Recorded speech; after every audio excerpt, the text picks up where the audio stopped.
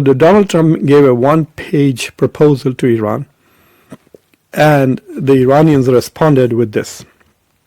I made an infographic of their response, so take a look at it. What I'm sharing with you is much prettier than, I guess, what they send. They send a multi-page proposal, a multi-page counter-proposal, which basically summarizes everything that they've been talking about. So basically, I divided it into three parts: economic and security measures.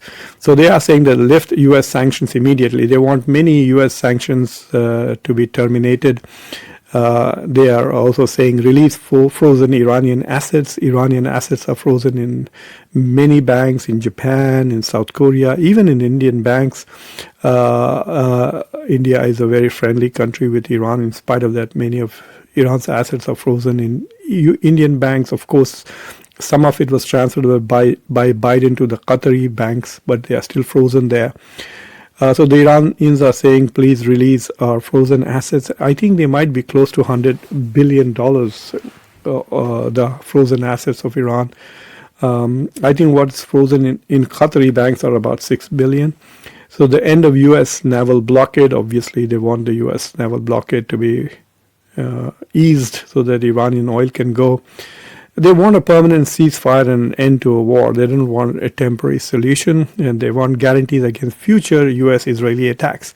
I mean, this is something that even Ukraine was demanding of Russia. And the only way they thought they could get the guarantee that Russia would not attack them again was by becoming members of NATO. But whether they become members of NATO or not, I'm sure Europeans will arm them to the teeth. But who's going to arm Iran to the teeth so that it becomes a deterrent for the U.S. and Israel to attack them in the future?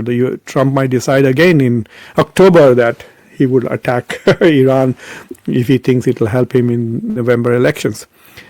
They modified the nuclear agreement. The United States demands, this is the key problem, I think, for Donald Trump.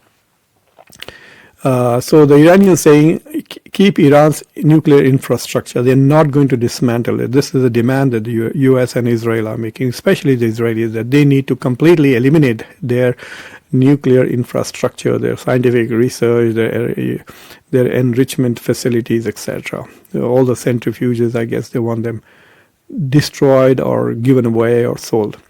Allow limited uranium enrichment. So the Iranians still want to enrich uranium, maybe for medicinal purposes or commercial purposes.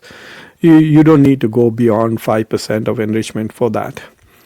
They are willing to freeze it for a short period. It's not very clear.